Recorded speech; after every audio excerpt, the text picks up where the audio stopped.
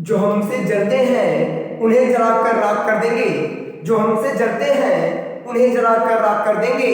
अरे तुम रंग बदलते हो, हम एक दिन इतिहास बदल देंगे, हम एक दिन इतिहास बदल देंगे। तो welcome to all of you dear. जैसा कि आप लोग जानते हैं, मैं दिलीप कुमार आप सभी का स्वागत करता हूं अपने इस न्यू प्लेटफॉर्म शहीद आजम भगत सिंह कोचिंग क्लासेस में। आज आपको पता ही होगा कि हमने लगभग सभी क्लासेस स्टार्ट कर दी हैं। मैथ की भी सर आ गए हैं, मैथ की क्लासेस भी आपको मिलने लगेंगी, हिंदी की क्लासेस भी मिलने लगे हैं और जीएस की क्लासेस आपको बहुत जल्दी मिलने लगेंगी कंटिन्यू। जैसा कि कुछ इसमें जीडी का पेपर चल रहा है, तो हमारे कोचिंग के भी कुछ बच्चे गए थे पेपर देने के लिए। उन्होंने मुझे एक स्लिप दी है कि सर ऐसे ऐसे क्वेश्चन आ रहे हैं।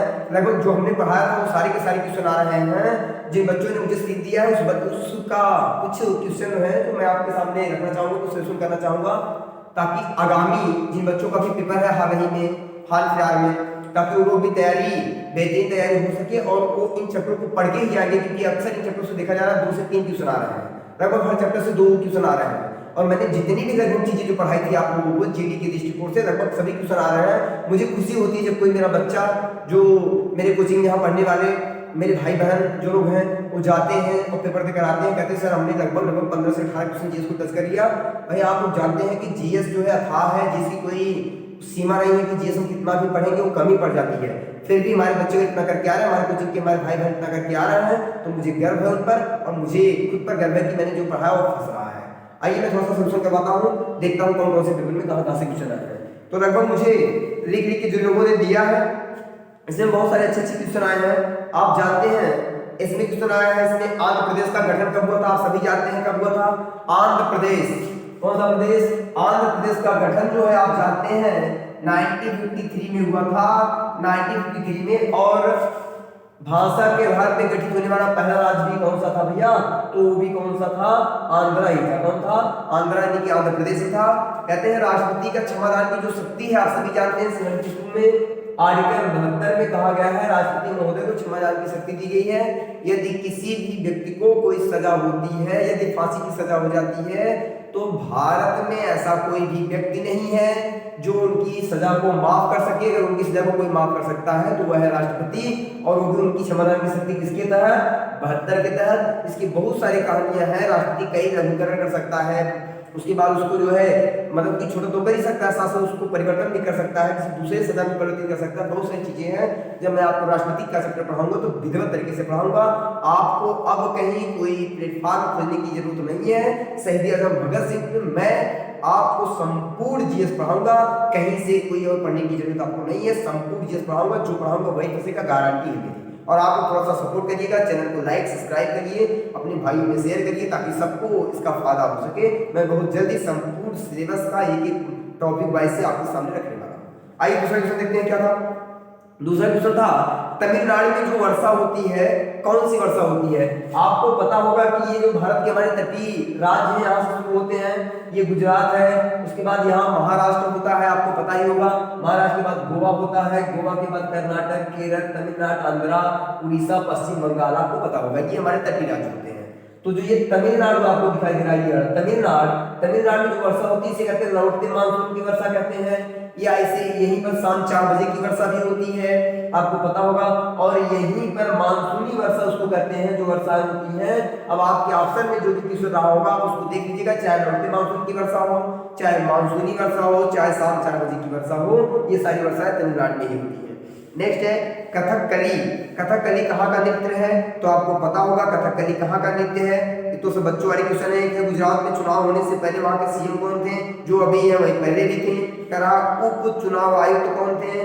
आप जानते हैं उप चुनाव आयुक्त इस समय 2 लोग, एक तो मुख्य चुनाव आयुक्त है राजीव कुमार जी, 2 अन्य हैं। एक है अशोक ने किस युद्ध के बाद हमने, वो भी आप जानते हैं कनिंग के युद्ध के बाद। नेक्स्ट है 5वीं पंचवर्षीय योजना का कारण क्या था? मैंने पूरी की पूरी पंचवर्षीय योजना आपको डिटेल में पढ़ा रखी है। जो 5वीं पंचवर्षीय योजना है आप जानते हैं उसमें गर्मी के लिए हटाओ बात कही गई है, बहुत ज्यादा खास तो नहीं है, सब आज के क्वेश्चन है। और एक है विटामिन सी। विटामिन सी की कमी से क्या होता है? अब देखो जितने भी खट्टे फल होते हैं सब तो दिया ही है। ऑप्शन अच्छे इन्होंने दे दिया है मुझे, इसका दूध है, अंडा है, ऑप्शन इन्होंने दिया है। जो उसमें दूध दिया है इन्होंने, अंडा दिया है इन्होंने, और मांस दिया है। क्या दिया है? मांस दिया है और नींबू दिया है। ये सारे क्वेश्चन तो बच्चों वाले हैं, सब तो मैंने आप लोगों को पढ़ा रखे हैं। इसमें नींबू होगा, वैसे भी सब चीजें बहुत वैसे नहीं है। कह रहा 2020 में आईपीएल की विजेता कौन सी टीम रही, तो आपको पता होना चाहिए 21 में कौन जीती थी।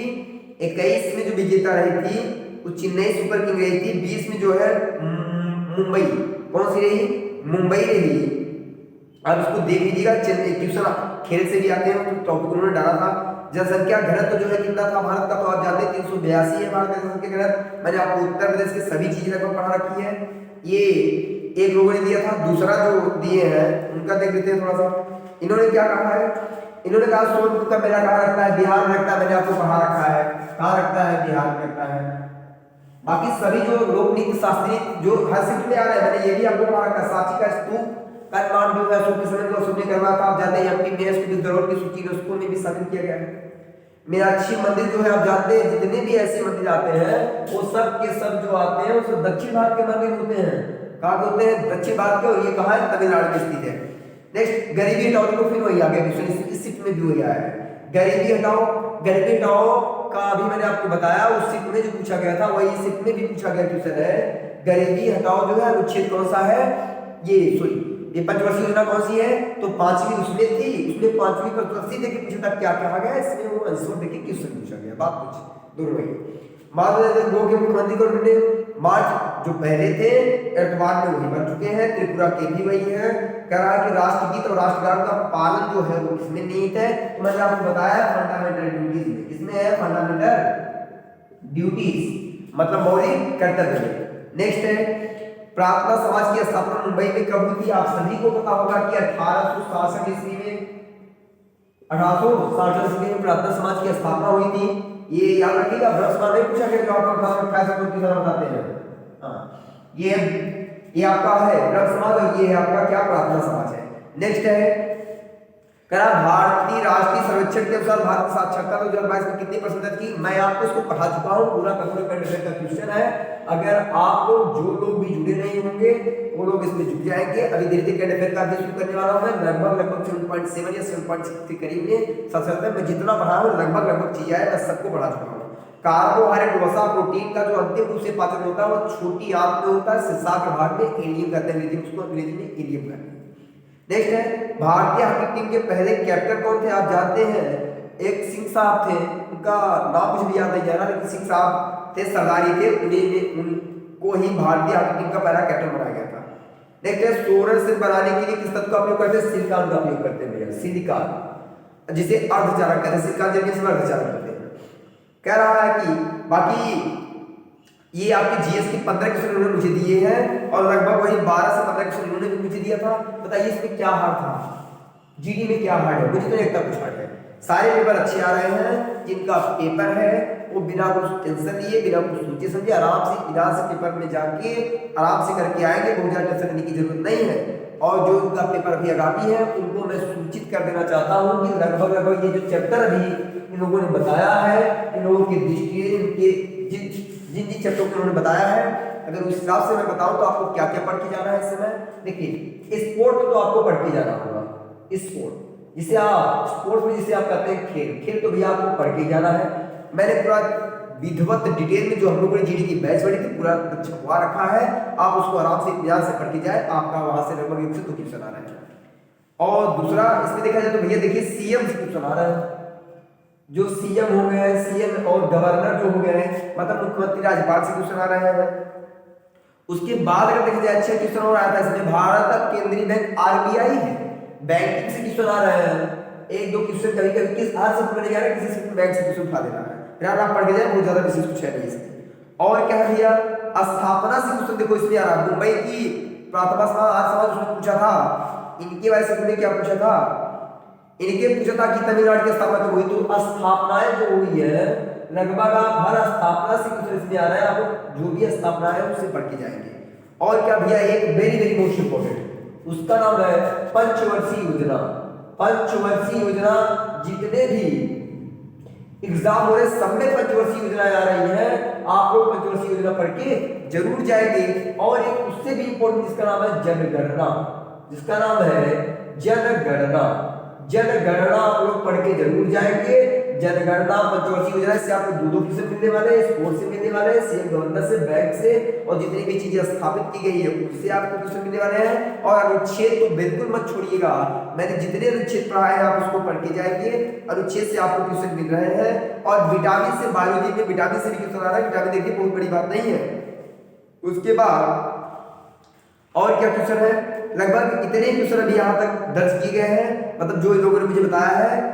और आपके जीएस के क्वेश्चन और हिंदी के क्वेश्चन लगभग जो सर ने पढ़ाया है, और मैथ और रीजनिंग के क्वेश्चन की सर ने जो पढ़ाया है वही आ रहा है। थोड़ा सा टाइट टिकट के क्वेश्चन है, इसलिए आप लोग ज्यादा टेंशन नहीं लेंगे, आराम से इत्मीनान से जो आपको पढ़ाया गया है, या मान लीजिए आप कहीं से भी पढ़े हो, आप सिर्फ उसको रिविजन करके आप जाएंगे। जिनका भी पेपर अभी हालांकि फिलहाल 2-4-5 दिन में जो पेपर होगा, अब आप लोग नई चीजों को पढ़ने का प्रयास नहीं करेंगे, अन्यथा आप लोग उस चीजों को भी भूल जाएंगे जो पढ़े हैं। इसलिए आप जो पढ़े हैं उनका रिवीजन करेंगे और आपसे क्लास से जाकर पेपर देंगे। पेपर बहुत हार्ड नहीं आ रहा है, कैलकुलेटिंग आ रहा है। अगर आपको कैलकुलेशन करने में समस्या होती है तो आप जिसमें कैलकुलेशन हो उसको छोड़ दीजिए, और जिसमें नहीं हो पहले उसको कर लीजिए, बाद में टाइम मिले तो उस पर फोकस करिएगा, अन्यथा आपका क्वेश्चन छूट जाएगा। आपको पता है कि आपको केवल 60 मिनट का समय मिल रहा है, 80 क्वेश्चन है, और आप समझ ही रहे हैं कि 1 घंटा में 80 क्वेश्चन करना, अगर कैलकुलेशन वाला ज्यादा आ गया तो बड़ी समस्या हो जाती है। इसलिए आप लोग आराम से इत्मीनान से जाके पेपर देंगे, जितना पढ़ लिए उसी को रिवीजन करके जाएंगे, और नई चीजों को पढ़ने के चक्कर में नहीं पड़ेंगे। और जिनका पेपर जिनका हो गया है, मान लीजिए उनका तो हो गया, जिनका पेपर भी होने वाला है उनको उनकी ढेर सारी शुभकामनाएं, उनका पेपर और अच्छा जाए और आप सभी का हो जाए, बस मेरी यही कामना है भाई साहब से। सो इस टॉपिक के साथ मैं अपनी बाड़ी को विराम देता हूँ, हम लोग समाप्त करते हैं भैया। जय हिंद, जय भगत।